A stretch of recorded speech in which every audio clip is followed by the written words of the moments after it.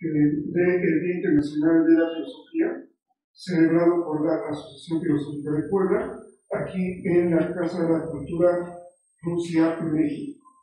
La actividad de esta tarde es un conversatorio que lleva por título ¿Por qué filosofar? Una exhortación a la vida filosófica desde Aristóteles. En este conversatorio participan el maestro José Vargas de Ambrosio, quien es profesor jubilado de la Facultad de Filosofía y Letras del Colegio de Filosofía de la UAP. Él impartió cursos de filosofía antigua y seminarios sobre Platón y Aristóteles en esta misma universidad, en la UPAE y en la Autónoma de Tlaxcala.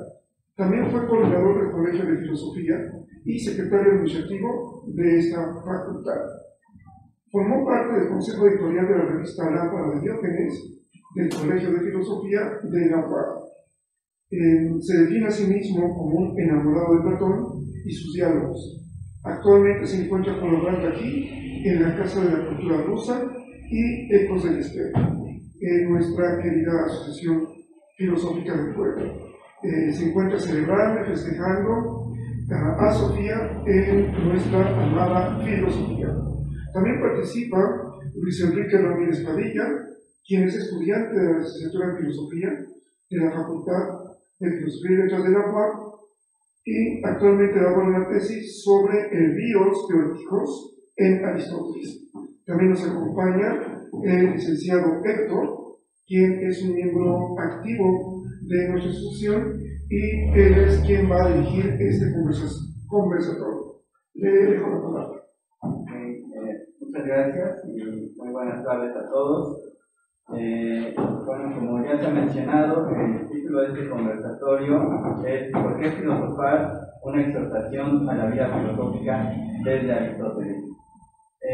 Bueno, primero, este conversatorio tiene como propósito reflexionar en torno a la actividad filosófica. Aristóteles mismo, el protrépico, nos menciona que filosofar es precisamente preguntarnos por qué es la filosofía misma. Pues, si hoy en día contamos primero con un día internacional y ahora un día nacional para conmemorar a la filosofía, entonces consideramos vale la pena reflexionar sobre la importancia de esta disciplina cultivada desde hace siglos. Nos preguntamos, ¿por qué asignar un día para conmemorar una disciplina que ha sido relegada socialmente? Si nos fijamos en la historia, vemos que Sócrates, el filósofo, fue condenado a beber la cicuta y, según se cuenta, Platón fue alguna vez vendido como esclavo por el tirano Dionisio de Siracusa. ¿Qué contiene la filosofía que, pese a intentos ejemplares como estos, ha permanecido incólume? A Aristóteles también le tocaron tiempos difíciles y, sin embargo, es autor de un escrito cuyo objeto es exhortar a la vida filosófica. Este escrito es el Protrépico, el cual fue reconstruido y clasificado en el Corpus Aristotelicum apenas el siglo pasado. De esta manera, el conversatorio reflexionará sobre la actividad filosófica partiendo del camino trazado por Aristóteles. Tal vez así se pueda arrojar luz sobre la importancia de conmemorar a la filosofía y responder a la pregunta que nos apremia como filósofos y como sociedad. ¿Por qué filosofar? Bueno, pues bienvenidos y comenzaré con la primera pregunta. Vamos a iniciar en este orden. Primero el maestro José Vargas, seguido de Luis Enrique y finalmente yo haré una participación y también moderaré esta mesa. Bueno, empezamos con la primera pregunta. ¿Qué es el protrépico y cuál es el rol dentro de las obras de Aristóteles? Y en su tiempo, ¿fue un escrito que contenía novedades o continuidades en el pensamiento filosófico? Maestro, te cedo la palabra. Bueno, buenas tardes. Para mí es un gran gusto seguir con la celebración del Día Nacional, Internacional y Local de la Filosofía. Agradezco la invitación.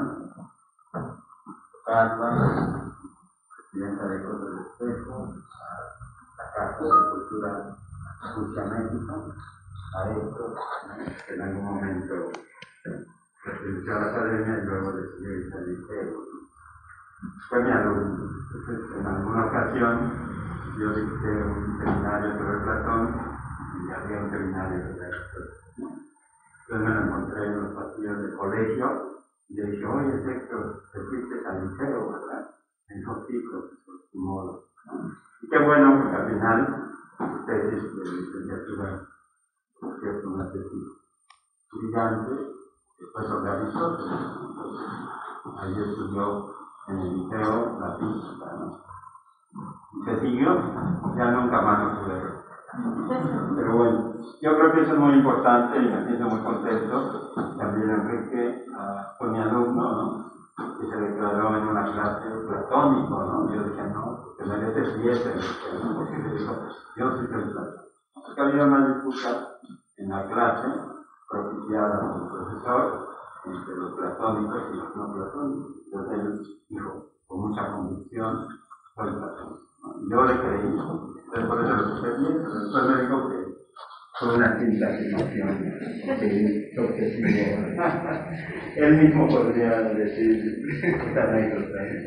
Pero bueno, es un gusto, ¿no? Yo creo que algo importante en la actividad filosófica es esta familiaridad que se da entre los integrantes, ¿no? Como decía el doctor Carrera en la mañana, sentirse, bueno, Abraham, perdón. Sentirse en familia, ¿no? Y estar en esta tarde, en este ambiente tan cercano, ¿no?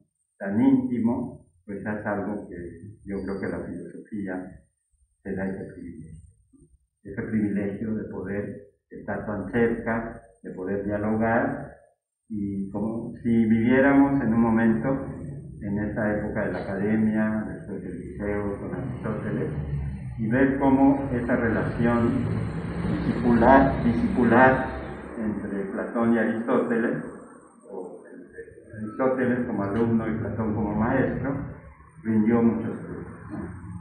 Ahora bien, antes de no se tocaba esta idea de que Aristóteles durante 20 años, ¿no? Estuvo en la academia y que mucho de lo que él desarrolla había sido por influencia de Platón, sino más bien se pensaba que como si hubiera habido una ruptura y como si la propuesta aristotélica fuera como un sistema, ¿no?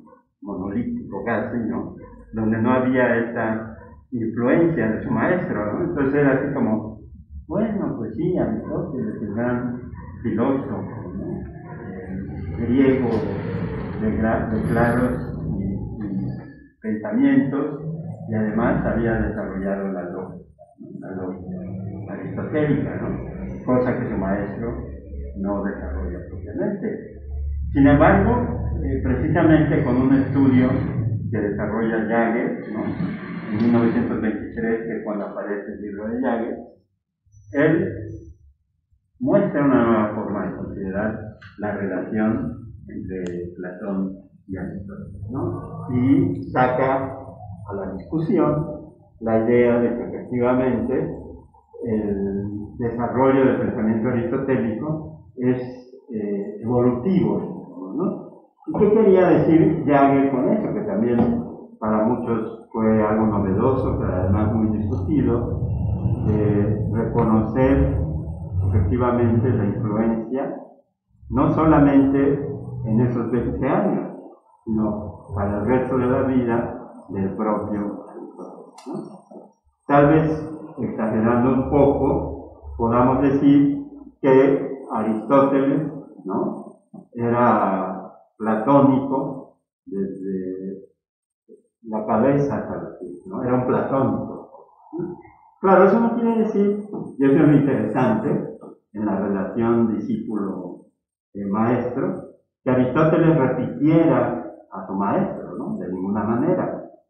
El propio Platón, cuando Aristóteles estaba tomando sus clases en la academia, decía que era la inteligencia de las clases, ¿no? Era una distinción que Platón le hacía a Aristóteles, reconociendo su gran capacidad, ¿no? Yo digo, a la luz de esta consideración de que era la inteligencia de la clase, y que Platón le decía a Aristóteles eso, que a Aristóteles no le había gustado mucho, ¿no?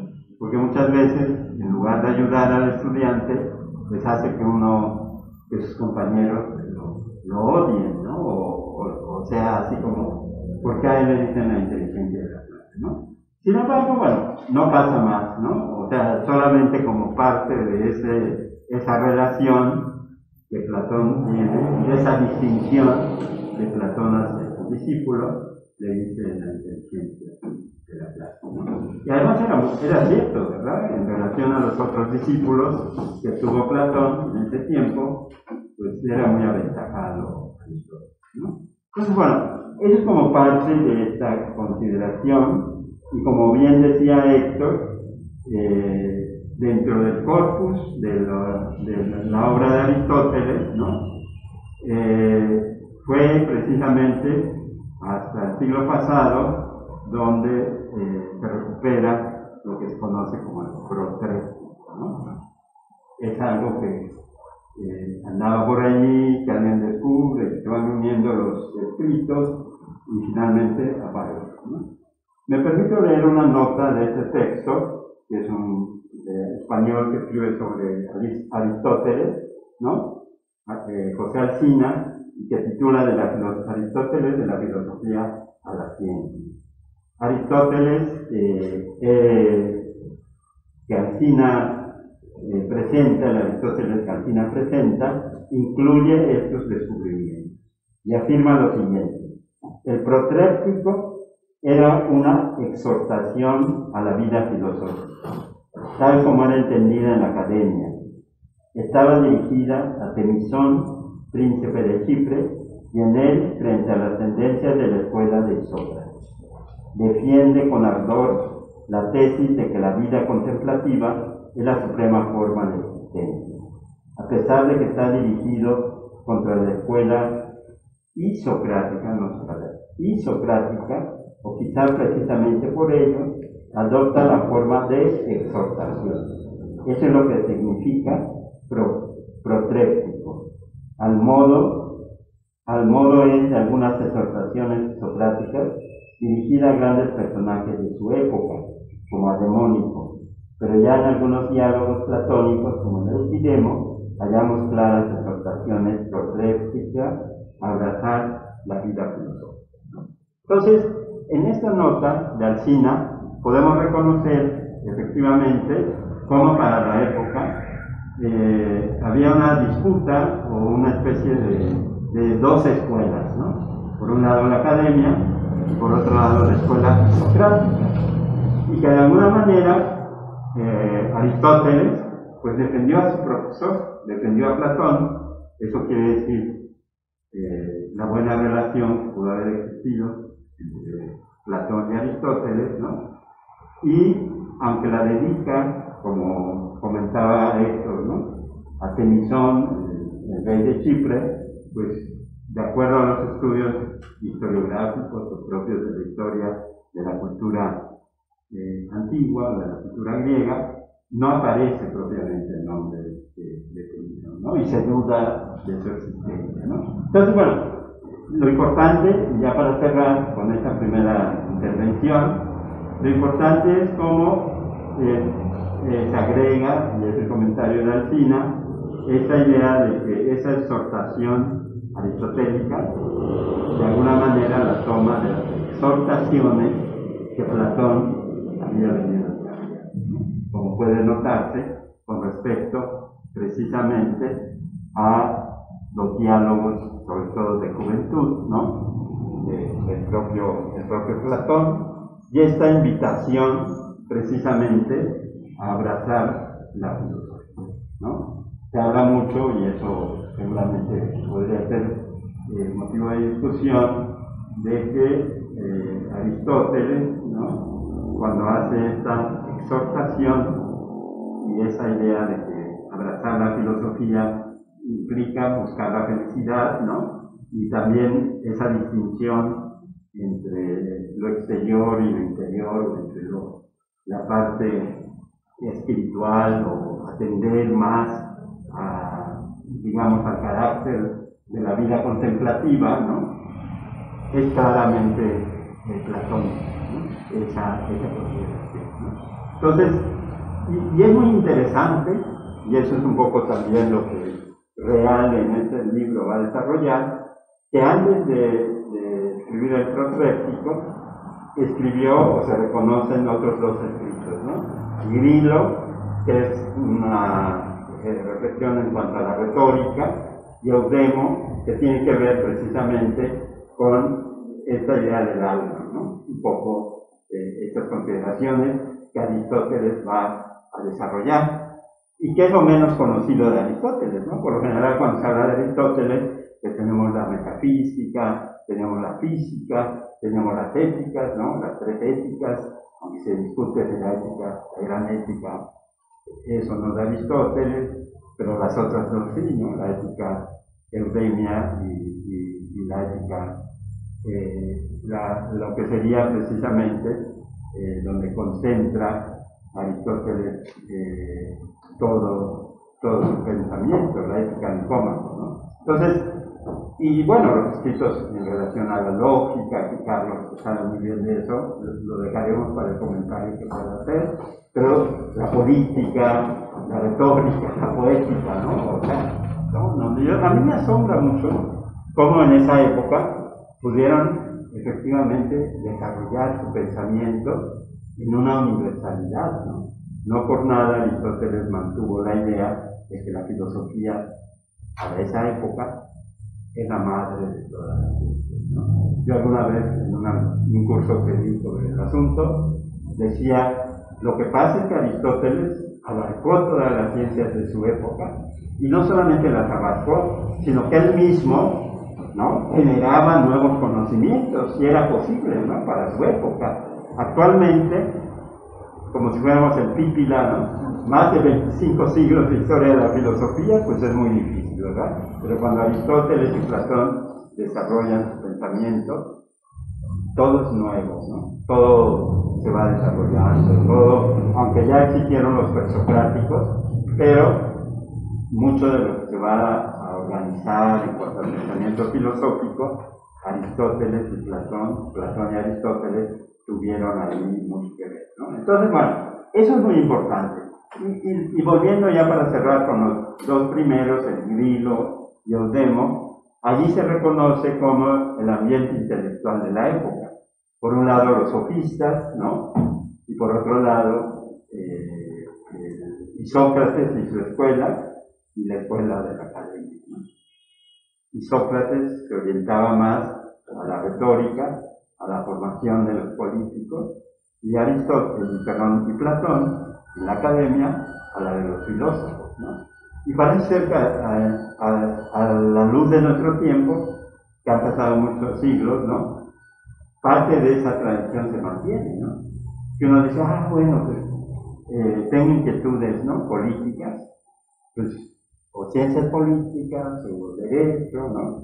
Pero si tengo inquietudes filosóficas, pues uno dice, no, pues ahí con el profesor Vargas, en el Colegio de Filosofía, seguramente vamos a leer los diálogos de Platón, y no están equivocados, ¿verdad? Quique, tú que te declaraste platónico y ahora te mantienes, ¿cómo que vas a hacer tesis sobre Aristóteles? No es cierto.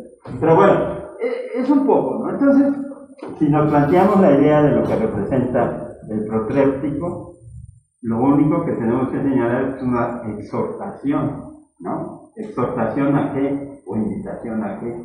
Pues abrazar la filosofía, ¿no? ¿Y qué significa para Platón y Aristóteles abrazar la filosofía? Pues es orientarse hacia lo que para esa época era la vida contemplativa, que claro, eso implica una discusión, pero podríamos decirlo en palabras más o menos de cómo Alcina y otros definen el Protréptico, ¿no? Y que lo que está en el centro de la discusión es esta idea de la felicidad, que es un tema que aún en nuestro tiempo yo creo que pocos o ninguno puede responder, ¿no? ¿Qué es la felicidad, no? Pues ahí está, ¿no? Claro, Platón responde, ¿no? Porque él todo lo podía responder, ¿no? Igual que Aristóteles, pero no siempre uno está de acuerdo precisamente con ellos, ¿no? Yo mismo, aunque sienta una veneración y una adoración por Platón, hay cosas en los diálogos que yo no comparto del todo, ¿verdad? Pero claro, sí admiro la capacidad que Platón tuvo para escribir más de 20 diálogos, ¿no? Las cartas, todo este material. Tú no puedes pasarte la vida y no dejar de terminar de conocer a Aristóteles y a Platón, ¿no? Entonces, bueno, es una invitación en este día de la filosofía de volver a los clásicos, de leer los diálogos de Platón, de leer las obras de Aristóteles. Yo creo que uno es cuando va a descubrir lo que realmente es la felicidad, ¿no? Bueno, ya.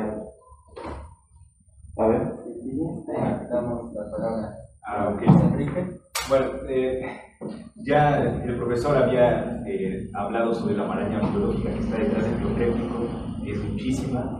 No solamente existe Jagger, sino también existe Turing. Turing, que es un filósofo que ya traduce al protrépico y hace su ordenamiento de los fragmentos.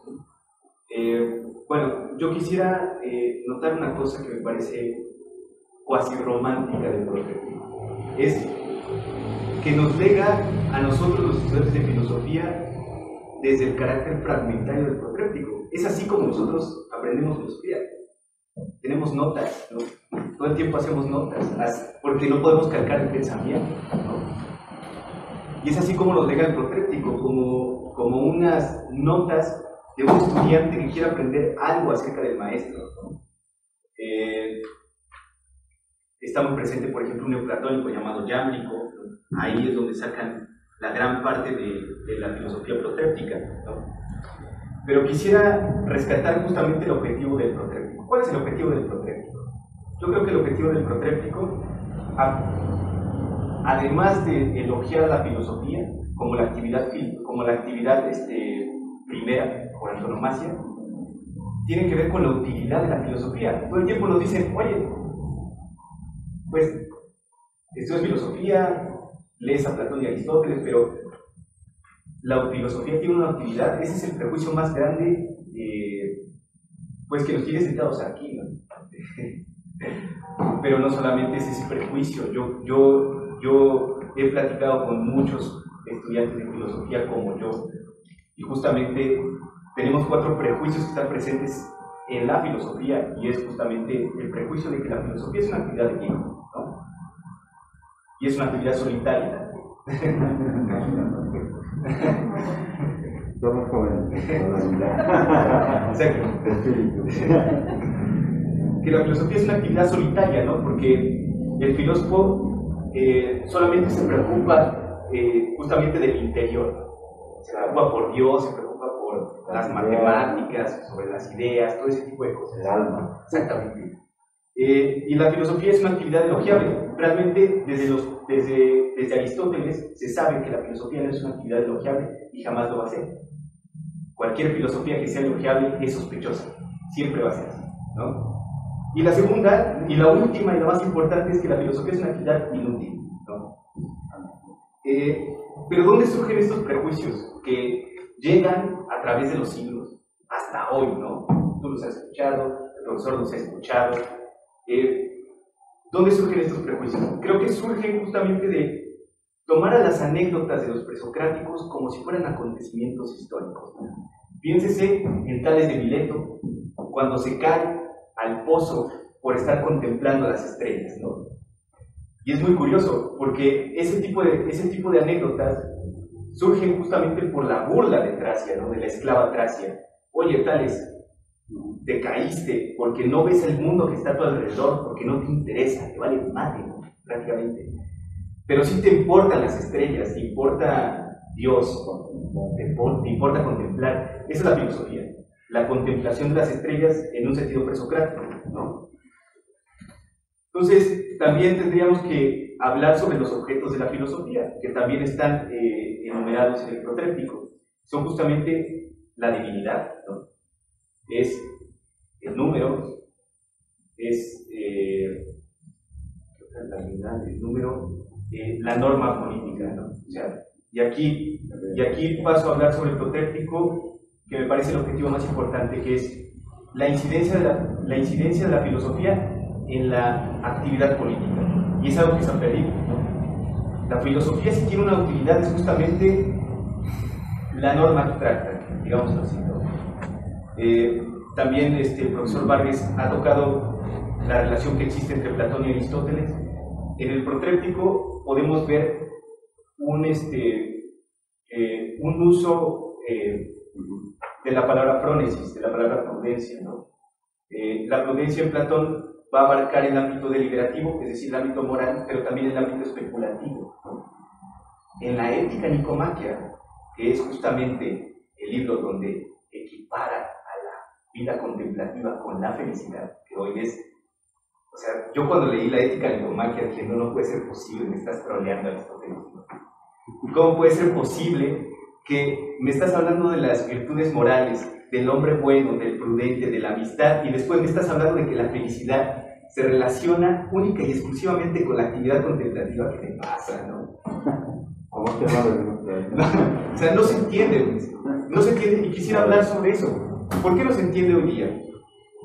Porque la actividad filosófica no se entiende como una actividad útil, como una actividad de hacer cosas, ¿no? Es una actividad que tiene un valor intrínseco. Para Aristóteles y para los griegos, la filosofía es una praxis, ¿no? Y es la praxis de praxis, ¿no? Es la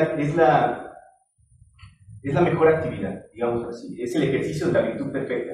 En la Ética Nicomaquia, a diferencia del Protréptico, la virtud perfecta no va a ser relacionada con la frónesis, ya que la frónesis va a ser depurada y entendida solamente en el ámbito deliberativo. Va a ser entendida la actividad perfecta o la virtud perfecta como el nous, el sopos, ¿no? Y eso nos lleva a pensar justamente a la actividad contemplativa. Sí, podemos romantizar acerca de la labor del filósofo y lo que quiera, pero también podemos hablar de del problema ético que ejerce la actividad contemplativa, ¿no? Después se le va a achacar eso. Oigan, si el filósofo es una persona enajenada del mundo y no le interesa la sociedad, entonces el filósofo es un egoísta, ¿no? O el filósofo es, pues, prácticamente un inútil, o una persona, pues, que no le interesa el otro, que no le interesa ser amigo de nadie. Y justamente yo creo que la lectura del Protréptico nos invita, y con esto termino, nos invita justamente a dejar de lado todos los prejuicios en torno a la figura del filósofo y a la actividad filosófica, ¿no? Y nos invita a problematizarla también. Entonces eso es lo que yo quisiera compartirles primero. Muchas gracias por sus intervenciones. Pues ya, participar en tercer lugar es un peso, porque, bueno, ventaja y desventaja, ¿no? Ventaja porque escuchas lo que tus compañeros y compañeros de mesa tienen que decir, pero también luego uno se queda como, ¿y ahora qué, no? Ya me ganaron lo que quería decir. Pero precisamente a mí me gustaría detenerme así en unas pequeñas puntualizaciones que sí se dijeron, pero a lo mejor como que matizar un poquito para que se entienda. Bueno, pues primero, como mencionaba el profesor Vargas, el Protréptico va dirigido a Temisón, y Temisón pues era un rey chipriota, ¿verdad? Rey de Chipre. Y Aristóteles inicia las páginas del Protréptico con eso: a ti, Temisón, porque nadie tiene mejores cualidades que tú para cultivar la filosofía. ¿Y cuáles son esas cualidades que tiene Temisón? Pues principalmente que es una persona rica, ¿no? Ya para que nosotros nos dediquemos a la filosofía,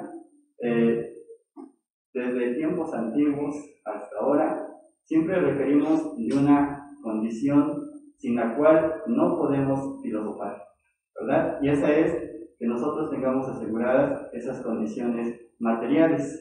Y por eso es que, pues, Aristóteles dice: Temisón, tú que eres rico obviamente, y has buscado en cierta forma la prudencia, pues eres una persona capacitada y habilitada para filosofar. Eso contrasta, ¿verdad?, con la manera en la cual nosotros concebimos la filosofía porque para empezar, nosotros no diríamos, creo yo, que filosofar solamente pueden las personas que son excesivamente ricas, ¿no? Al menos pienso yo contemporáneamente, cuando se piensa, por ejemplo, en una licenciatura en filosofía en universidad pública, es precisamente considerar que la filosofía tiene que ser un bien alcanzable para cada uno de nosotros, aunque nosotros, pues los que no tenemos ese estatus, pues podemos de alguna u otra manera cultivar. Y a propósito de esto, hay una anécdota de un filósofo estoico que, según estaba leyendo el Protréptico de Aristóteles, con un zapatero, y en forma de burla, este filósofo estoico decía: me parece que tú tienes mejor capacidad, le decía Zapatero, me parece que tú tienes mejor capacidad para cultivar la filosofía que este al que se lo dedicó Aristóteles, ¿no? Precisamente porque tener a veces determinada condición, determinados estatus, pues no nos asegura precisamente, por ejemplo, ser virtuosos moralmente, ¿no? Interesarnos por la sabiduría, o, como pensaba Aristóteles, interesarnos por aquellas cosas que valen per se, es decir, que valen por sí mismas, ¿no? Entonces, esa era la primera anécdota que quería señalar. La segunda, precisamente como se ha mencionado ya, pues el Protréptico, básicamente, para nosotros, en la época contemporánea moderna, pues es un texto relativamente nuevo y que tiene que explorarse todavía muchísimo y sopesar, ¿verdad? Es decir, ver las consecuencias que tiene para nuestra comprensión de lo que es Aristóteles en general. Ya lo decía el profesor Vargas, fue en el siglo pasado, y ya Iquique decía muy bien, desde Dühring hace el intento de reconstrucción, ya no solamente de tener los fragmentos así regados, sino precisamente cuál sería ese orden que Aristóteles les había dado, ¿no? Entonces, en 1971 aparece el libro de Dühring, el Protréptico de Aristóteles, un intento de reconstrucción, y ahí Dühring hace este intento de ordenar los fragmentos, que pues parece que es en cierta forma la definitiva, ¿no? Digo en cierta forma porque realmente nunca lo sabremos, y menos por el carácter fragmentario del Protréptico. Otro punto que me gustaría señalar y que dijo el profe Vargas es pues que el Protréptico, se suele decir que se escribió, se publicó, así entre comillas, porque obviamente hoy en día publicar conlleva derechos de autor, editorial y todo eso, pero al menos publicar es hacerlo público, ¿no? Mostrarlo a los demás. Entonces, el Protréptico se escribe aproximadamente, según Dühring, esto podría decirse con precisión matemática casi, en el 351 antes de Cristo, y es curioso porque representa un escrito que aparece en la última etapa de Aristóteles en la academia. A mí me genera dos preguntas principalmente, precisamente lo que decía el profesor Vargas, ¿hasta qué punto Aristóteles sigue siendo todavía platónico? Yo no digo que en efecto Aristóteles haya abandonado conceptos platónicos. ¿Por qué? Pues ya lo señalaba aquí, que en efecto el concepto de prudencia con el concepto de prónesis, que en Platón se encuentra todavía entremezclado entre vida práctica y vida teorética, pues también está ahí en Aristóteles. Y por eso lo curioso, el punto que me daba curiosidad cuando leía el Protréptico es precisamente que el traductor vierte prudencia, prónesis, por sabiduría, ¿no? Entonces, ese es un punto muy interesante y que representa precisamente esta continuidad entre Aristóteles y Platón. Otro punto que no señalo yo, sino precisamente Alejandro de Rodicia, que decía que Aristóteles aquí está tomando y preguntándose y reflexionando en torno a la máxima socrática de una vida sin examen no es digna de ser vivida, ¿no? Y precisamente filosofar nos lleva a eso, a reflexionar sobre nosotros mismos, reflexionar no solamente sobre el mundo, volver sobre nosotros y sobre lo que hacemos. Por eso es que al inicio decía que Aristóteles mismo dice, ¿qué es la filosofía? Pues precisamente esto, preguntarnos qué es la filosofía misma. Esto, hacer un examen, una autocrítica de lo que hacemos.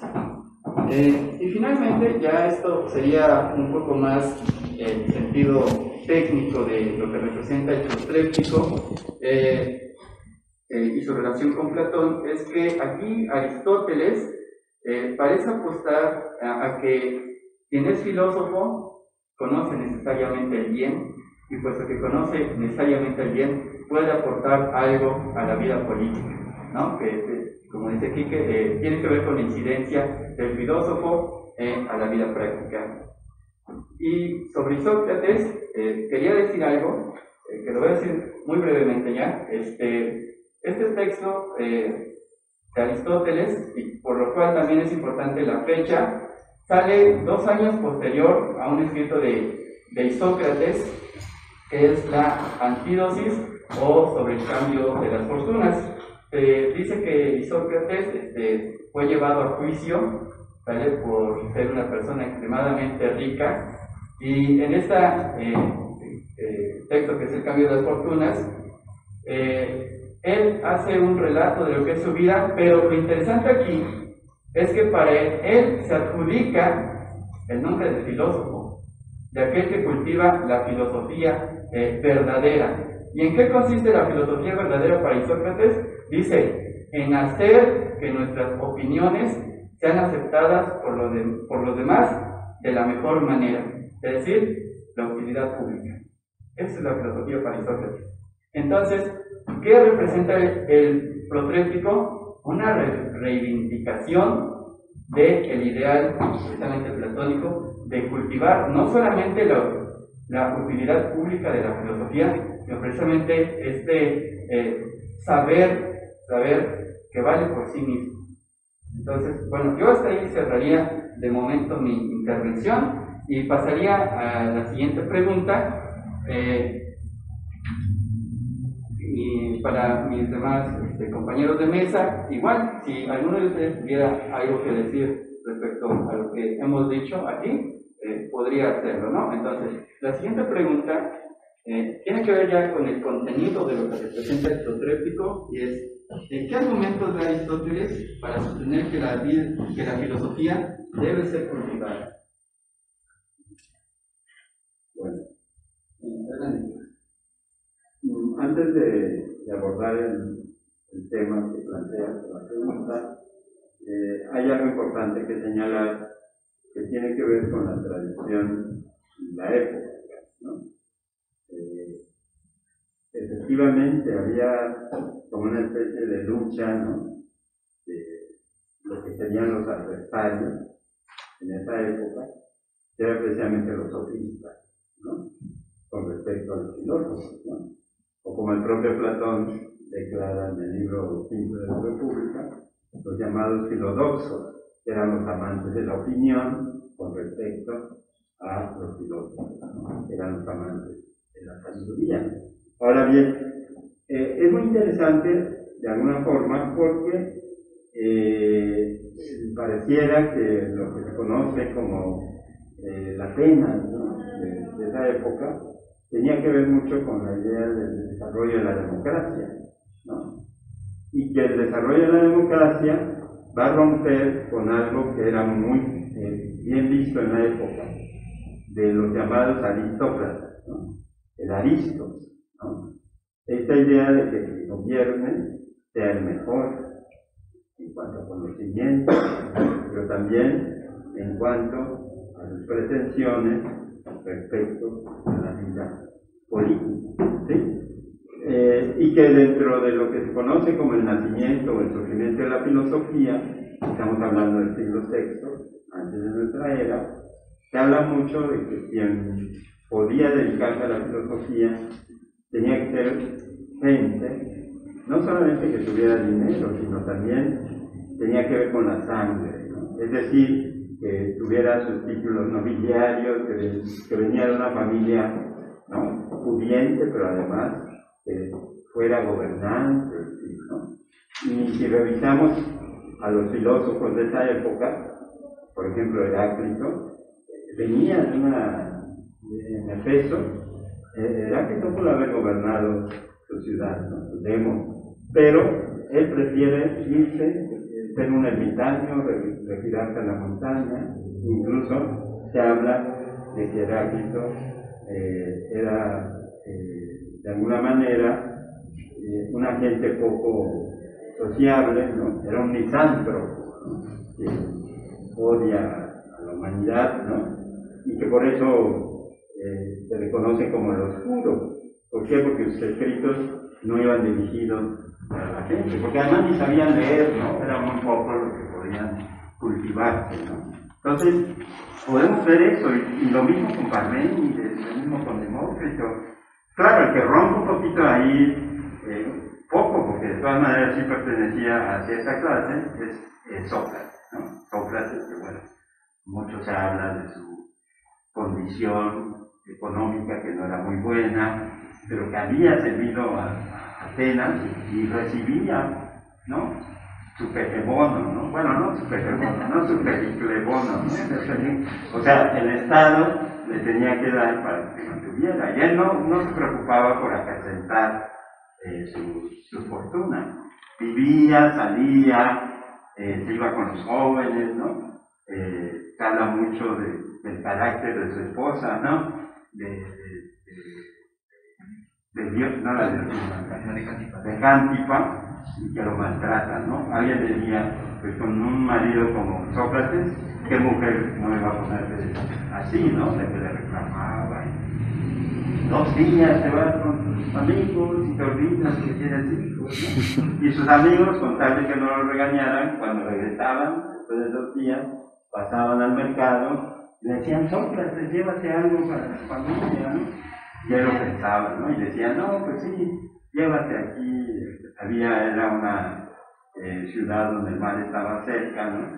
Decía, no, pues 1 kilo de pulpo, en fin, ¿no? Y Sócrates llegaba muy contento, pero Cántipa estaba tan enojada que le aventaba su pulpo en la cara, ¿no? Entonces, uno puede decir, pero ¿qué pasaba con Sócrates, no?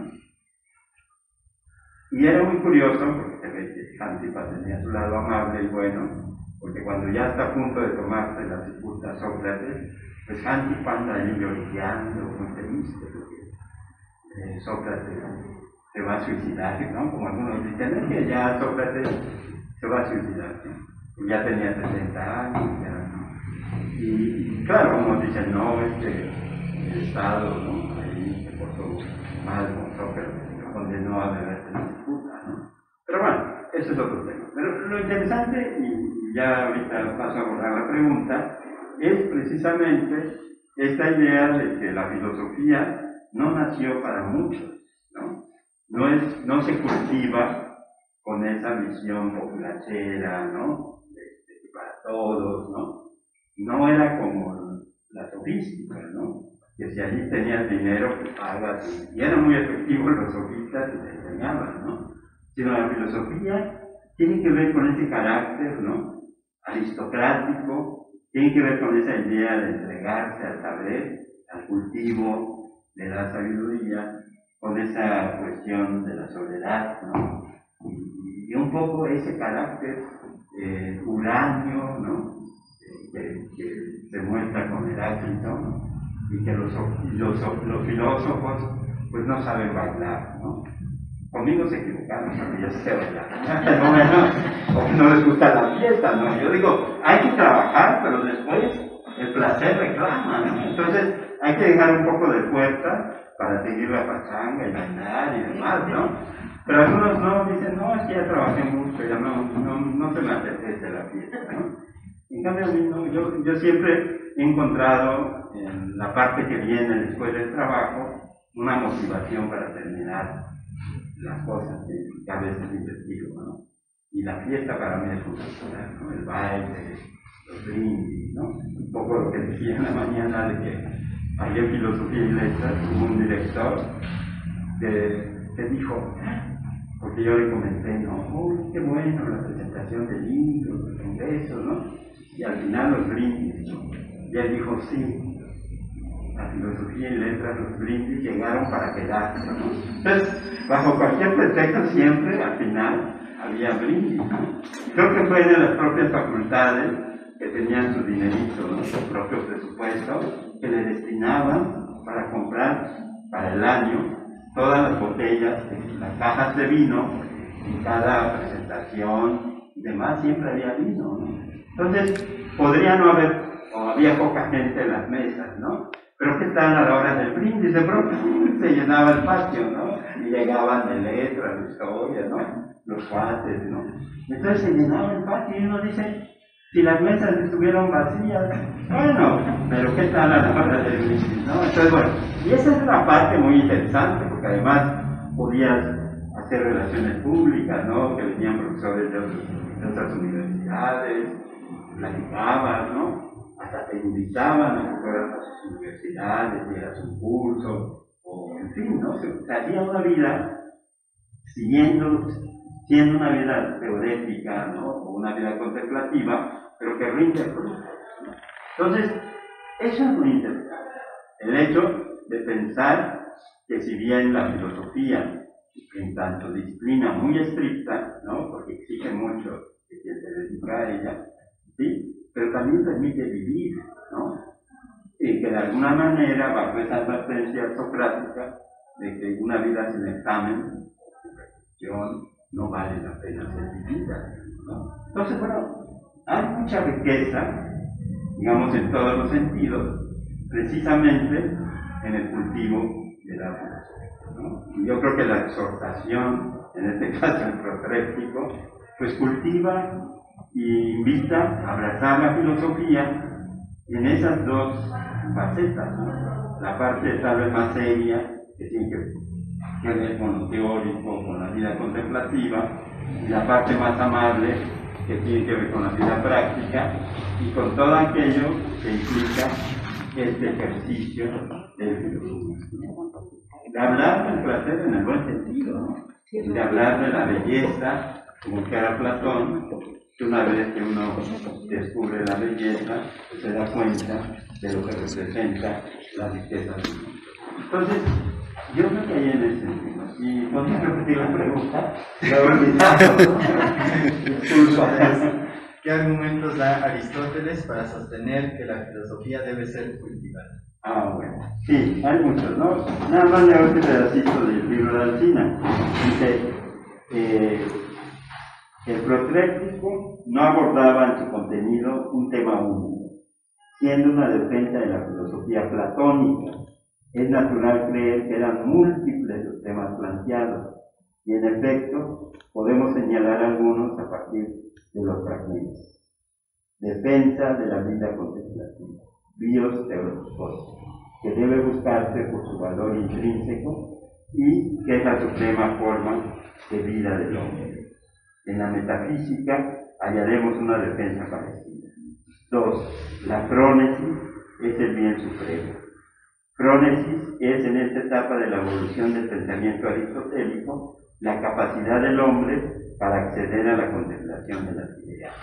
Este es el sentido platónico del término. En su etapa posterior, Aristóteles, como dice Quique, dará Ética Nicómaco un nuevo valor semántico al término. La frónesis será entonces la sabiduría práctica. Y 3. Se acepta la teoría de las ideas. El alma está aprisionada por el cuerpo. Solo el nous alcanza la inmortalidad, ¿no? Ahí incluso se hace referencia también al gran presocrático Anaxágoras, ¿no? Que se habla del nous, ¿no? De la inteligencia y demás.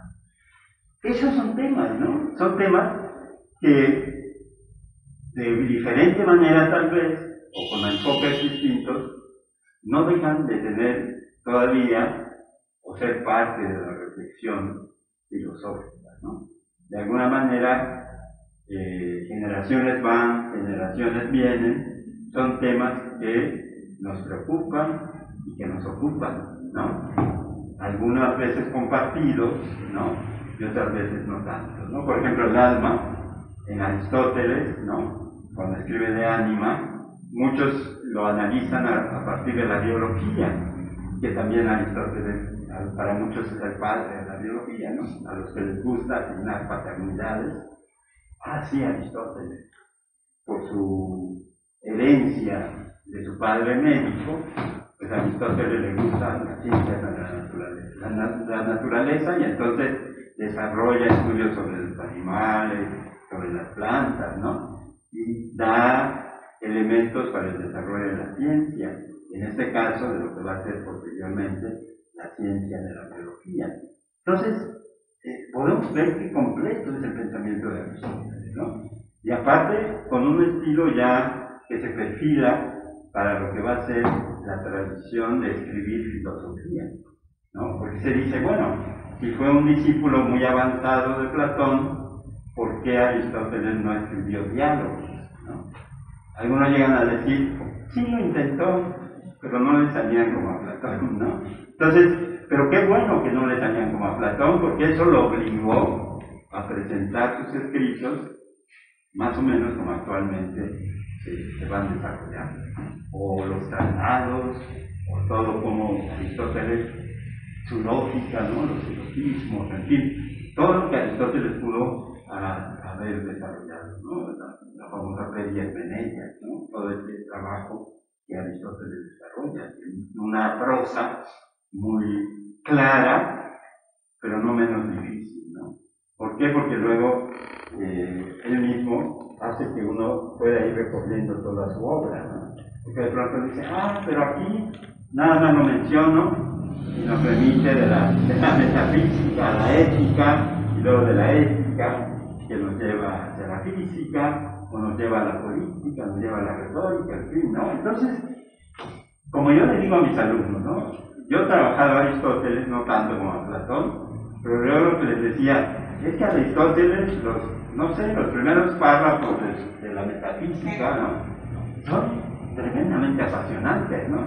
Pero conforme vas avanzando, llega un momento en que cuando entras al tema, por ejemplo, de la potencia, del acto, o cuando plantea esta idea de lo que representa la contemplación, la vida contemplativa y demás, como que está volviendo más difícil, ¿no? Más pesado. Tal vez a los que han leído a Aristóteles, de aquí está Carlos, no me podrá mentir, posiblemente el mismo entusiasmo que genera al inicio de sus escritos, si uno mantiene ese entusiasmo, es capaz de descifrar esos misterios que guarda el pensamiento aristotélico, ¿no?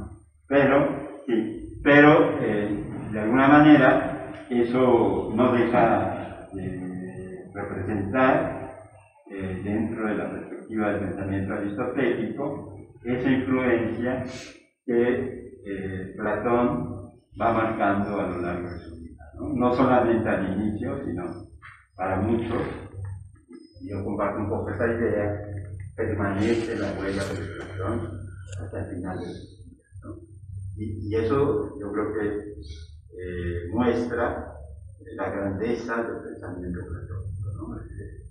Yo lo digo en broma, en parte, cuando alguien se pone muy denso defendiendo a Aristóteles, simplemente planteo, ¿no? Pero ¿quién fue el maestro? ¿Y cuántos años? Pues allí, pues doblan, ¿no? Lo que dicen, pues ya, Platón, 20 años, no 5 años como aquí, o 20 años, ¿no? Y se dice que cuando escribe el protréctico, Aristóteles tenía 35 años, ya cuando muere Platón, en fin, no era tan joven, ¿no? Era más joven cuando escribe Grilo y Eudemo, que tenía 25, y a los 10 años escribe el protréctico, esa exhortación inspirada precisamente en tradiciones, ¿no? Ámbrico, por ejemplo, la tradición de Platón igual. Entonces, pero yo creo que así se forma el desarrollo de la filosofía, se da en el discipulado, ¿no? Y que uno aprende de sus maestros, pero lo importante es cuando uno voltea y dice, no, yo quiero encontrar mi propia voz, mi propio camino, y quiero pensar por cuenta propia. Entonces ahí es cuando hay esa separación, por mucha influencia que hubiera, del maestro con respecto al discípulo, ¿no? Y bueno, esos temas aquí los denuncio, de acuerdo al SINA, ¿no? De los que se ocupa el proceso. Espero que me pique el desarrollo más los temas. No, todo, jamás diré todo. A ver, ¿qué argumentos usa Aristóteles para sostener que la filosofía debe ser cultivada? Bueno, yo siento que la pregunta nos llevaría a pensar que el protráctico es un panfleto en torno a la vida filosófica. Creo que no lo es, ¿no? Creo que, exacto. Creo que la lectura del protráctico se fructifica con la lectura de Ética Nicómaco, libro 10, capítulo 7, justamente porque habla de por qué la filosofía debe ser cultivada y por qué la filosofía es la actividad perfecta por excelencia, ¿no? Entonces, él habla, por ejemplo, de que la filosofía tiene un valor intrínseco, pero también habla de un juego de palabras interesante que solamente se entiende en griego, que es entre teos, telos y teorei, ¿no? Para Aristóteles, enunciar la actividad filosófica es con la palabra teorei, ¿no? ¿Qué es ¿qué es teorei? Pues es justamente un telos, y es el fin del hombre, ¿no? Teorein es el fin del hombre. ¿Y cómo puede ser entendido este fin del hombre? Pues con vistas al teos, ¿no? Con vistas a Dios. Eso es prácticamente lo que dice Aristóteles con respecto a ello. Ya después en la Ética Nicomaquia ya no va a hablar del carácter servil de la filosofía hacia la política, al contrario. Si la filosofía es una actividad perfecta, ¿por qué tiene que servir a la política? ¿No? Es una actividad que tiene... vale por sí misma. Exacto, es una actividad que vale una actividad de autorrealización, ¿no? Al fin y al cabo. Y eso va a generar muchísimas interpretaciones en torno al bioi, que es el bios teoreticos y el bios prácticos. Algunos filósofos van a optar por el bios prácticos, otros por el bios teoreticos, ¿no? Como es el caso de Aristóteles. ¿Qué es lo que nos debería de maravillar en este aspecto? Es que, y lo único platónico que tiene Aristóteles es lo siguiente, que nunca renuncia a la filosofía como la actividad perfecta, jamás lo hace. O sea, incluso en la historia de la filosofía podemos ver que Platón tiene cierta intención de meterse a la política, también Aristóteles, pero realmente este carácter de la filosofía como actividad perfecta no lo pierde nunca, ¿no? Van a ser los peripatéticos más aristotélicos que Aristóteles, ¿no? cuando va a hablar justamente en Magna Moralia, por ejemplo, de la prudencia como la virtud perfecta, ¿no? Entonces, los peripatéticos le van a dar ese sentido que parece ilógico en la Ética Nicomaquia, que parece consecuencial, ¿no? Que Aristóteles diga que la prudencia al final dice que el teorema, al final dice que el nous, pero es este movimiento que el profesor Vargas habla del discípulo maestro, ¿no? No se trata de superar al maestro, sino se trata de seguirlo de alguna forma, y es lo que hacen los peripatéticos, ¿no? La actividad filosófica parece ser una actividad muy cerrada en sí misma, ¿no? Y entonces no había la posibilidad de pensar en hacer cosas buenas, ¿no? Como las virtudes. Parece que el hombre únicamente se debería de abocar a la filosofía, ¿no? Es una interpretación muy peligrosa de todo este tipo de cosas, pero bueno, creo que ese tipo de cosas no están en Aristóteles. Creo que sí, como decía el profesor Vargas, había la posibilidad de pensar la vida a partir del bios teoreticos y del bios prácticos. De gran inconveniente, creo yo siempre me he preguntado eso, ¿cuándo hay tiempo para ser bueno y cuándo hay tiempo para ser feliz, ¿no? O sea, creo que esa es como la gran pregunta de la vida. hay tanto que leer, hay tanto que decir, que no hay tiempo para hacer nada. Parece que el intelectualismo que rodea a este Dios teológico es demasiado fuerte. Entonces, habría que tener mucho cuidado con ello. Y yo invitaría a eso, a revisar otra vez, a reinterpretar el Dios teológico de Aristóteles bajo esa luz, ¿no? Bajo una luz inclusivista, ¿no? Aristóteles no estaría pensando solamente en la actividad teórica, sino también en la actividad práctica. Por eso me gustaría cerrar acerca de eso.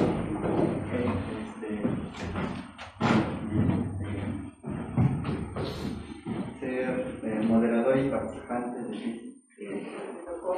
Tengo que autocontenerme, entonces hacer un ejercicio precisamente aristotélico de meditación. Igual hay muchos puntos que creo que sí merecerían un examen detallado, pero precisamente pues el protrépico en sí mismo se nos desborda por todas estas problemáticas que vienen hacia Quique. Por una parte, esos cambios conceptuales que hay entre, por ejemplo, el protrépico y la ética nicomaquia, pero también esas ciertas permanencias entre el protrépico y la ética nicomaquia que tienen que ver con el cultivo de la filosofía como actividad humana por excelencia, si podemos plantearlo así, y con el objeto de esa contemplación. ¿Cuál es el objeto de nuestra contemplación? Y que dice Dios, ¿no? Pero claro, esto es muy controvertido y también muy problemático, porque obviamente el Dios que plantea Aristóteles no es el concepto de Dios que tenemos nosotros, sino precisamente un concepto ontológico, no tanto teológico. Respecto a los argumentos, pues también hay bastantes argumentos que Aristóteles plantea para defender que nosotros debemos cultivar la vida filosófica, pero solamente yo he esbozado 3 y espero ser como que muy puntual para no explayarme demasiado. Yo los enuncié así. Primero, Aristóteles parte de la distinción entre bienes internos y bienes externos. El segundo, la distinción o el argumento entre las ciencias arquitectónicas. Y el tercero, pues el argumento natural, y pongo natural o naturalista, ¿sí?, entre comillas, ¿sale? En favor de la vida filosófica, ¿no? A grosso modo, precisamente, pues Aristóteles parte de esta pregunta en torno a qué es lo que consideramos la felicidad, ¿no? Quique dice muy bien, ¿no? A ver, vivimos en constante conflicto entre ser buenos y ser felices, y a veces cuando nosotros lo trasladamos eso a los griegos, y a lo mejor eso sí debería ser puntualizado, pues ¿qué entiende Aristóteles precisamente por felicidad, no? O como se dice en griego, ¿no?, eudaimonía, porque nosotros tenemos una noción de felicidad muy hedonista, ¿no? Es decir, centrada pues en el placer, en que te sientas simplemente bien contigo mismo. Por ejemplo, ¿no? Ir a Six Flags y echarme de la montaña rosa, pues ahí ya soy feliz, ¿no? Entonces, pareciera que la felicidad tiene que ver con estos puntos, ¿verdad? Muy esporádicos, en los cuales nosotros como que nos sentimos así en un estado de super alegría, ¿no? Pero precisamente para Aristóteles eso no es la felicidad. Aristóteles está pensando precisamente en que, primero, la vida humana está sujeta a muchas contingencias. Es decir, pues ahorita estamos aquí charlando, comunicando, pero si nosotros estuviéramos, por ejemplo, enfermos, ¿verdad? O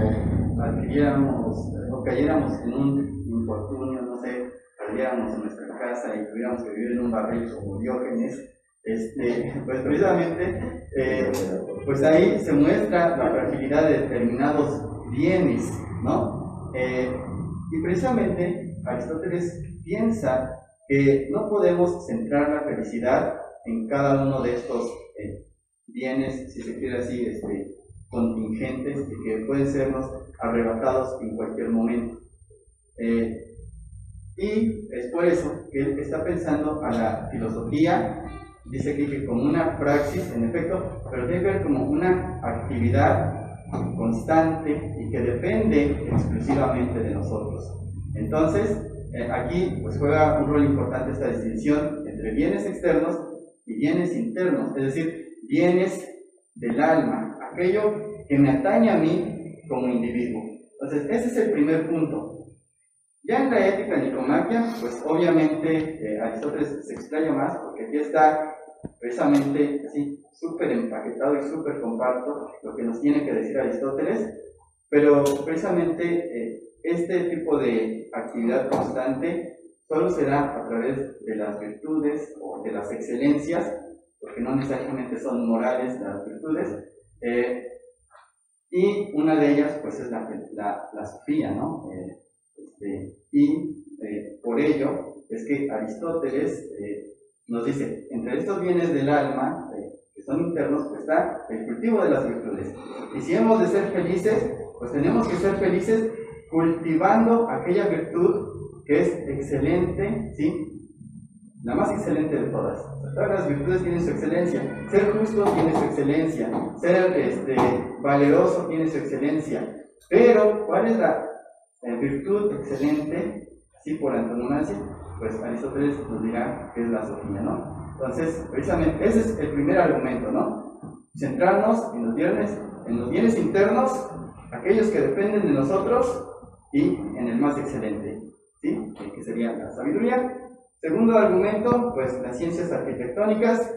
Hay ciencias que son para otra cosa, y hay ciencias que son para sí mismas, ¿no? Y en cierta forma que tienen la capacidad de dirigir y dar una totalidad o brindar de sentido a lo que hacemos.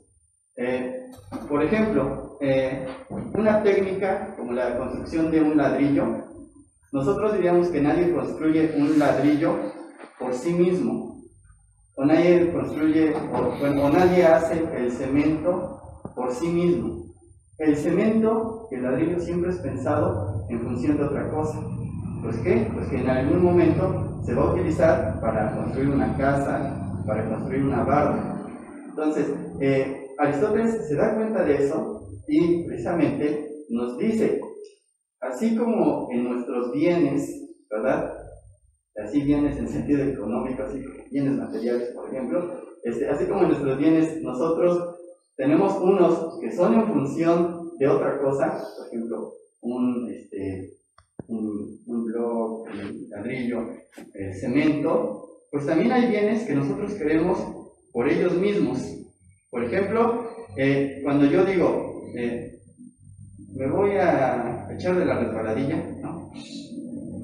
Pues yo, ¿qué voy a obtener de echarme de la resbaladilla? No voy a obtener ni una casa, ni no sé, ni me voy a hacer más rico. Simplemente es algo que yo hago por ello mismo, por el placer que implica echarme de la resbaladilla.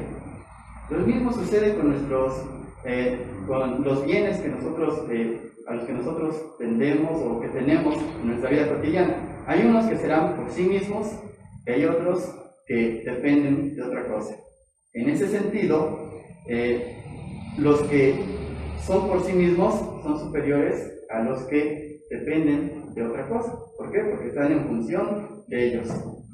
Y pues y en ese sentido es que la filosofía cobra nuevamente sentido. ¿Por qué? Porque es una ciencia que es querida por ella misma, ¿no? Entonces, ahí está. Y el del argumento natural, creo que ya lo dijo Quique muy bien.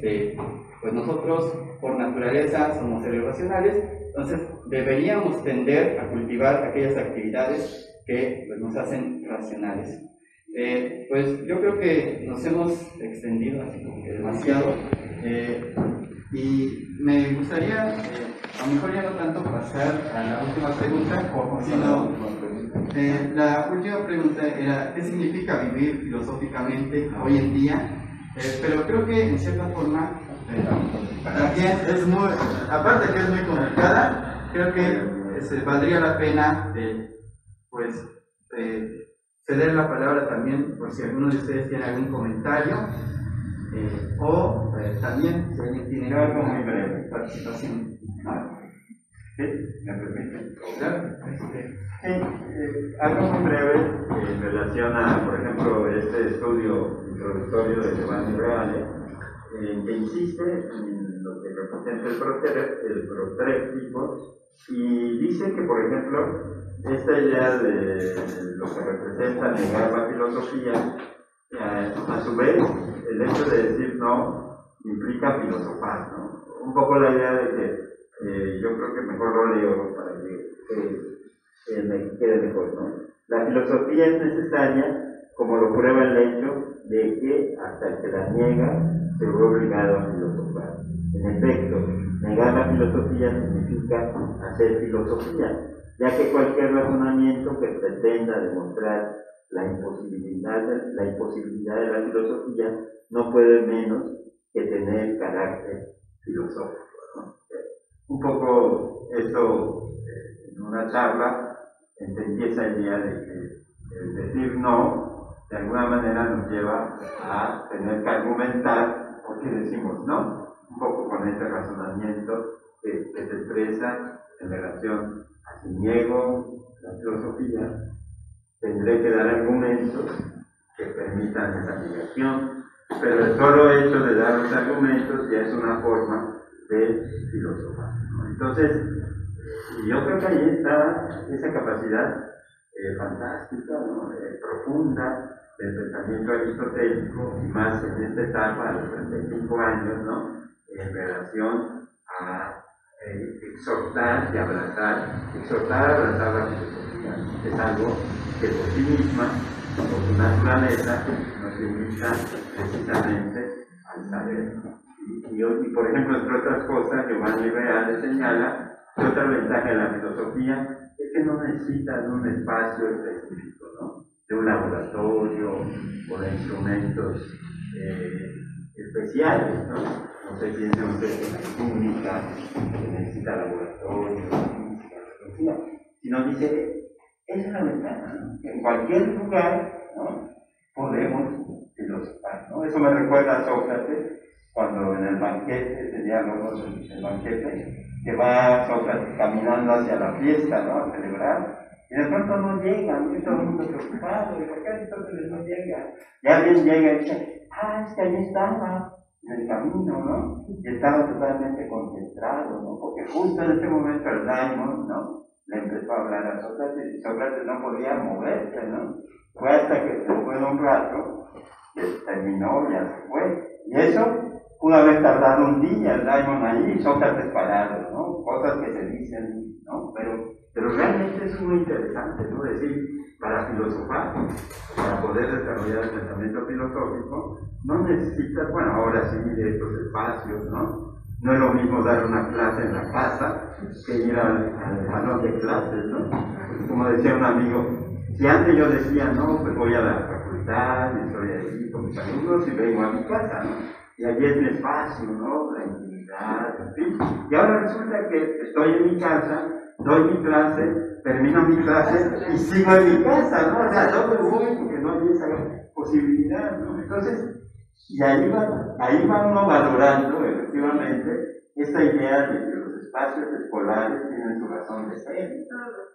Porque realmente es así como un lugar específico, ¿no? Donde hay la posibilidad de explayarse, no hay mucho ruido, tiempo, ¿no? El tiempo libre. El tiempo libre, todo eso que implica el espacio de la escuela. Sí, yo recuerdo hace poco, Carlos, cuando el Congreso de la Asociación Filosófica de México, me tocó leer mi ponencia y estaba en casa. A los vecinos se les ocurrió construir, entonces hacían un ruido tremendo, yo no sabía, ya me estaba desconcentrando, ¿no? De ir a decirles que se callaran, de seguir leyendo, y eso. Yo dije, qué mala onda, ¿no? Porque aquí es un espacio donde, al menos este día no hubo ruido y todo muy bien, ¿no? En cambio en la casa cualquier imprevisto, ¿no? O que llega la esposa, ¿no? Y de pronto se interrumpe, ¿no? Que dinero para la leche. ¿Cómo? Si aquí estoy muy metido. auditor que recibían de la decirme que el dinero para la o sea, lo que no sucedería es que estuviera yo en el auditorio o en la escuela, ¿verdad? Ya no llegaría hasta la escuela, ¿no? Pues ahora con los celulares tal vez no pagan. Ándale, no, pero bueno, la pago, ¿no? Ya estuvo, no le hago caso.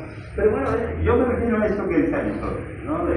Un poco de que no necesita la filosofía y el ejercicio de la misma algo especial en el sentido de tener instrumentos o otras cosas para desarrollar.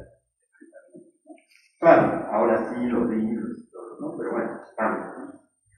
Sí, yo quisiera hacer un comentario, y es en relación a algo que mencionó el maestro Pepe cuando conectó el protéptico de Aristóteles con el eutidemo de Platón, ¿no? Este diálogo, efectivamente hay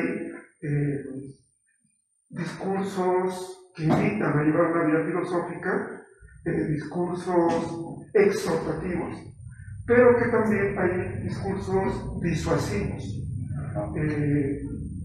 Sócrates invita a no seguir el ejemplo de los hermanos sofistas, Eutidemo y Dionisio.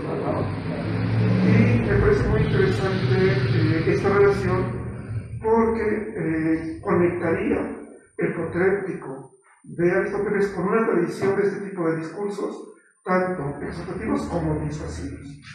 Sobre todo si lo pensamos en términos de que en aquel tiempo, como justo ahora decías, Pepe, no había situaciones educativas como las que vivimos hoy en día. No había edificios universitarios, no había salones, no había programas educativos formales como los conocemos ahora, sino parece ser que ganaban sus alumnos ahí en el ágora, ¿no? Casi como a grito. Podías incluso robar alumnos de otro sofista, de otro maestro, y agenciárselos ¿no? Eso se daba, sí. Claro, y hay anécdotas, ¿no?, sobre este tipo de situaciones. A lo mejor en este contexto educativo, social, de construcción discursiva, es que podríamos conectar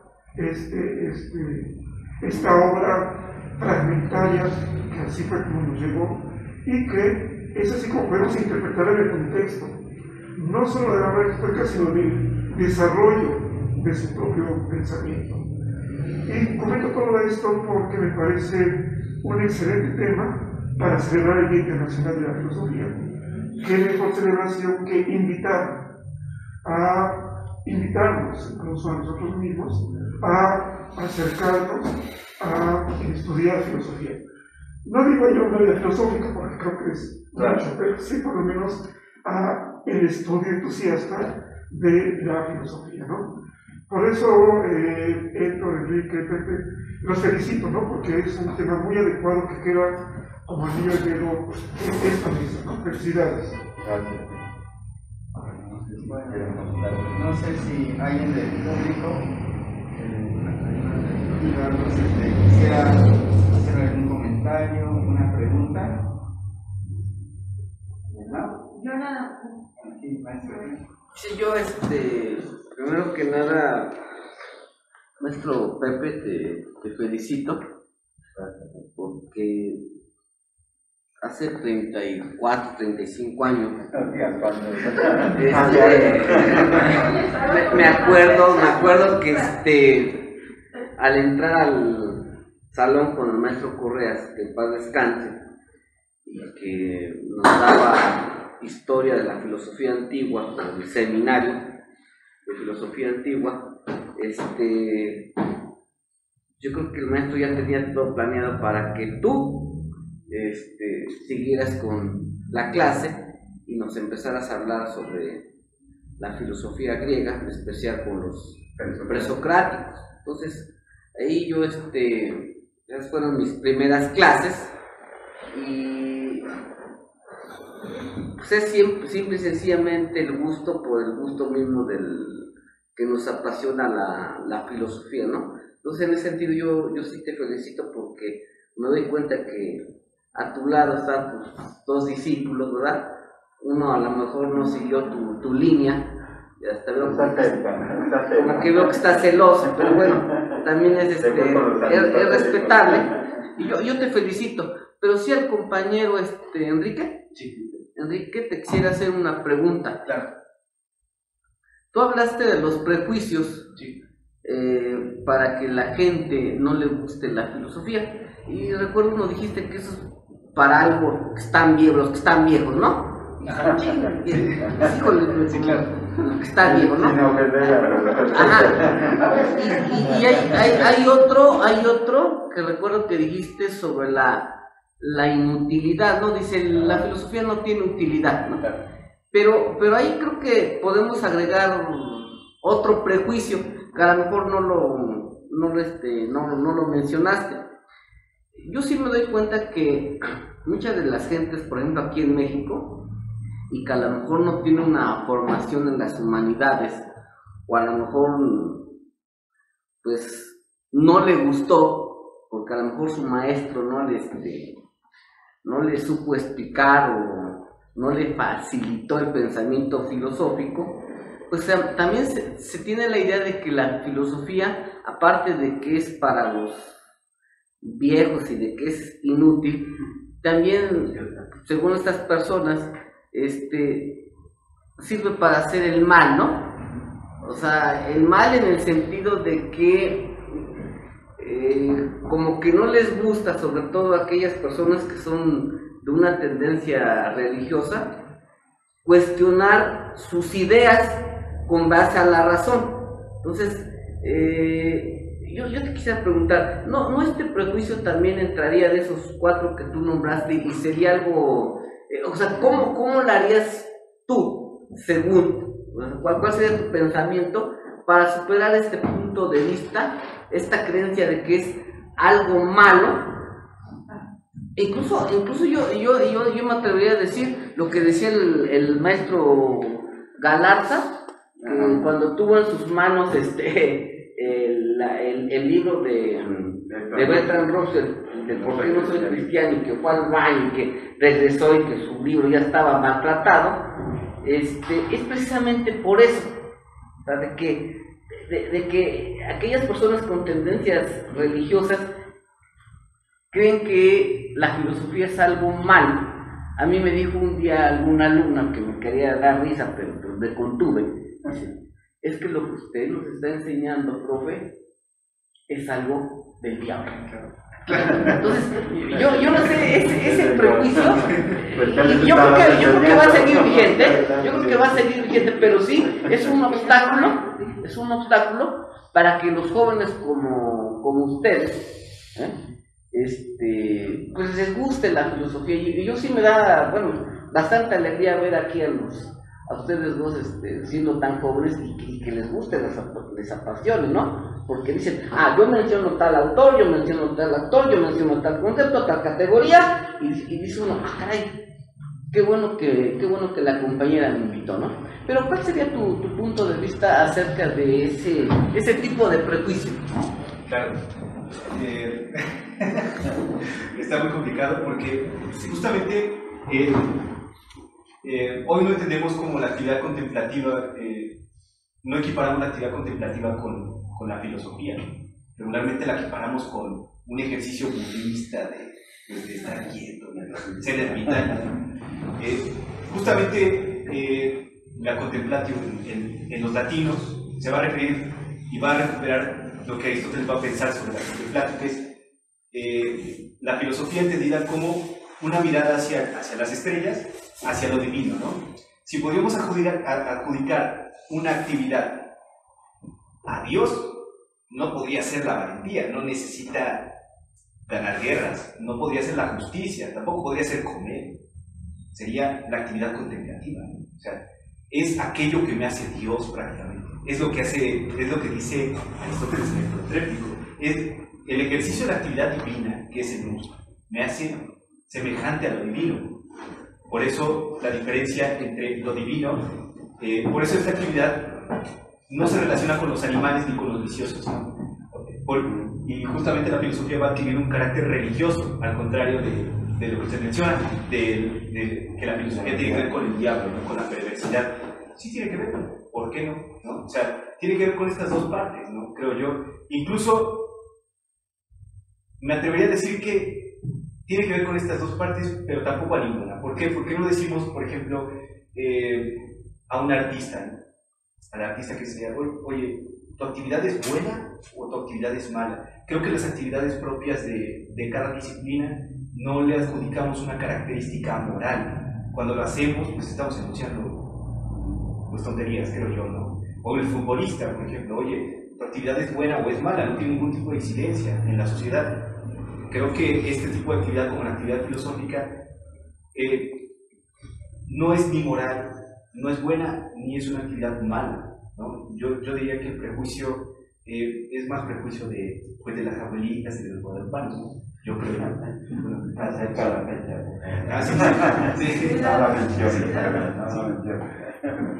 Eso es lo que yo te podría decir, pero sí es cierto, es un interés. Yo hablaba de los prejuicios, justamente de las anécdotas, ¿no?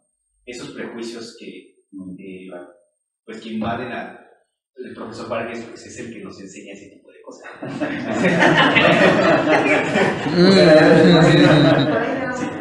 Si es aquel el que nos dice, ¿no?, que Tales de Mileto se cayó de un pozo, que prácticamente a Demócrito se le hicieron hueco en la herencia porque no le interesaba el dinero. O sea, todo ese tipo de anécdotas que subyacen a aquello que pensamos de la filosofía sigue estando presente hoy día. Lo que yo quisiera argumentar es lo siguiente: despeguémonos de esas anécdotas que no nos sirven para nada y volvamos a Aristóteles, a Platón y Aristóteles. ¿Qué es lo que piensan ellos sobre la filosofía? Eso es lo que deberíamos enseñar. Yo creo, yo no enseño, yo soy estudiante, pero eso es prácticamente lo que yo evitaría. Eso es. Muy bien. Bueno. Hola. Un poco retomando lo que dice el maestro Fiori, lo que tú planteas, que lo expones, digamos, en la parte del prejuicio.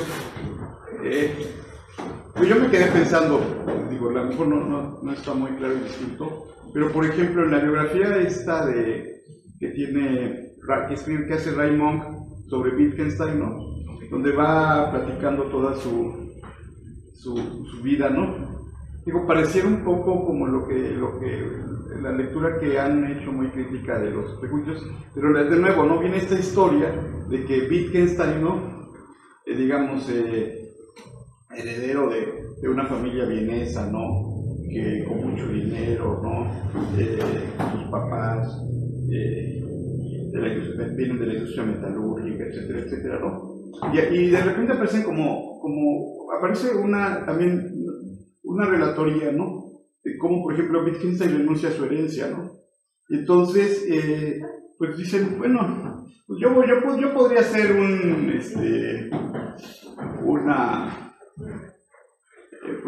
heredero, ¿no?, y tener ese dinero y dedicarme a la filosofía, ¿no? Y entonces viene como esta renuncia, ¿no? Renuncia a la herencia, etcétera, etcétera. Y luego tiene otras cosas que a lo mejor en esta lectura también podrían verse como en esta lectura de prejuicios, ¿no? Pues podría no hacer, se va a la guerra, ¿no?, a la Primera Guerra Mundial, ¿no? Se va a trabajar como campesino, como obrero, no como obrero, no como agricultor, ¿no? Después quiere ser ni siquiera doctor, enfermero, ¿no?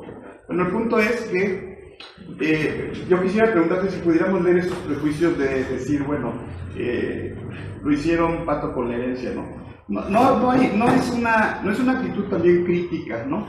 El hecho de, entre comillas, sin verlo con esta fuerza religiosa, de cierto desprendimiento, deshacimiento, es decir, una postura antiutilitaria, ¿no? Radicalmente, o sea, porque radicalmente lo que está presentando también, ¿no? O sí se puede ver como un prejuicio, pero digamos, estos filósofos, ¿no? ¿Cómo les llaman? No sistémicos, ¿no? Están haciendo ahí una serie de señalamientos experienciales, ¿no?, vivenciales, ¿no? Sócrates pudo no haber dicho otra cosa en su juicio, ¿no? Pero fue acusado de corruptor de la juventud, y bueno, nuevamente hay una actitud de desprendimiento, ¿no? O sea, el punto al que voy es que no estaría también señalando esto, ¿no? O sea, estas anécdotas didácticas, ¿no?, no están también como señalando como criterios anti-instrumentales, por decirlo de alguna manera, ¿no? Para ponerlo en otras terminologías, ¿no? Un anti-instrumentalismo, ¿no? Y por otro lado, esto del ser solitario, ¿no? No necesariamente significa una renuncia al mundo, ¿no? Y a lo mejor los platónicos pudieran verlo, no los aristotélicos que sí quieren hacer como transformaciones, incidencias y cosas así, ¿no? Sino a lo mejor los platónicos sí pueden verlo porque pues, lo que quieren reconstruir es si quisieran reconstruir algo, porque no es así, es este mundo, topos uranos, ¿no? ¿Dónde, no?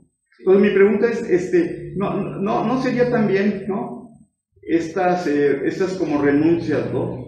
Como fracturas, ¿no? Provocaciones, maneras de ser, de generar ciertas independencias, ¿no? Antiinstrumentalismo, etc. Bueno, el mismo Spinoza, ¿no? También otro exiliado, ¿no? Otro corrido de la sinagoga, tallador de lentes, ¿no? O sea, sí entiendo que estas cosas, ¿no? O sea, punto. Creo que estas como renuncias a incidir, ¿no? O estos aspectos de ser solitario, ¿no? O lo que llamaban, ¿no? Como que solitario, o esta actitud contemplativa, ¿no? Son también maneras de señalar o de tratar de mostrar, entonces no sé, estoy simplemente lanzando, como tratar de mostrar que hay espacios instrumentalizados, ¿no? La propia academia de la que a veces que hablaban en la mañana, ¿no? Como un espacio instrumentalizado, ¿no? A mí me gustó mucho lo de la política, ¿no? Entonces, es muy rico lo que han dicho en esta mesa, ¿no? Lo pongo ahí, ¿no? Para, no sé, simplemente para dialogar, pero no. Sí, es muy interesante lo que dices. Sí, justamente parece que la filosofía cree con el carácter del sacrificio, ¿no? Tienes que sacrificar, lo decía el profesor Vargas, de sacrificar, parece que la filosofía tiene que sacrificar la fiesta, ¿no? O aprender a bailar. Ese tipo de cosas que decía. Claro. Y eso representa un problema muy serio, ¿no? Sobre todo cuando conjugamos la filosofía práctica de Aristóteles con la filosofía de la naturaleza, ¿no? Cuando pensamos justamente que Aristóteles piensa a la vida desde un carácter unívoco, ¿no? Como si la filosofía fuera esa flecha, ¿no? A seguir. Y sí, concuerdo contigo acerca de este carácter provocativo de la filosofía. La filosofía no necesita ser instrumental, pero también me gustaría rescatar un poco la idea del espacio de la filosofía, cosa que ya el profesor Vargas había mencionado. Y hay una parte del protético que me parece que es el 45, el fragmento 45, creo, no sé, Héctor sabe más que yo seguramente. Hay una parte que me llama mucho la atención, que es la hipótesis de la isla de los bienaventurados. ¿Qué es eso? La isla de los bienaventurados es pensar que toda la sociedad es filósofa. Como si justamente es eso, pensar a la polis como si no se necesitara ni la prudencia ni la virtud, como si todos fuéramos hermanos, ¿no? De alguna forma, ¿no? Pero Aristóteles en la política jamás va a argumentar sobre el carácter aislado de la polis, pero tampoco va a argumentar sobre el carácter aislado del ser humano. O sea, creo que si planteamos la filosofía desde el punto de vista del solitario, sería una actividad contra nada, ya que Aristóteles había mencionado que el ser humano es un animal del lobo, es un animal social, ¿no? O sea, yo creo eso, ¿no? Hay que tener mucho cuidado con la noción de soledad y priorizar mucho esta noción de la amistad, porque me parece muy curioso que Aristóteles en la Ética Nicomaquia pase de la prudencia a la amistad y después a la amistad con el placer y después del placer a la vida contemplativa, ¿no? Para Aristóteles, recuperar una idea platónica, la filosofía se hace entre amigos. Por eso Platón escribe con diálogos, ¿no? Entonces, yo lo decía justamente porque yo como estudiante me he enfrentado a ese tipo de prejuicios y veo a mis compañeros todo hecho y de, oye, pues soy solitario, ¿no? De, ay, vale madres el mundo, y la verdad es que no me hables porque yo estoy más alejado de ti por las lecturas que tengo. No, realmente no es eso, o sea, por eso hay que revisar a Aristóteles, mi tío. Pero bueno, por eso quería puntualizarlo, y muchísimas gracias por tu pregunta, ¿no? Espero que te las haya respondido más o menos, ¿no?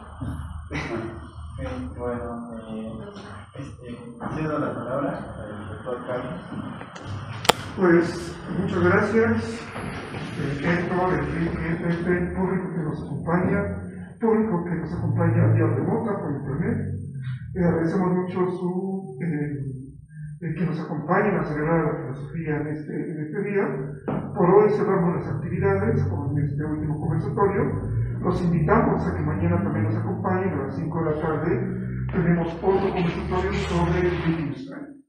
Nos esperamos mañana y muchas gracias por acompañar a la Asociación Filosófica de Puebla en este Día Internacional y Día Nacional de la Filosofía.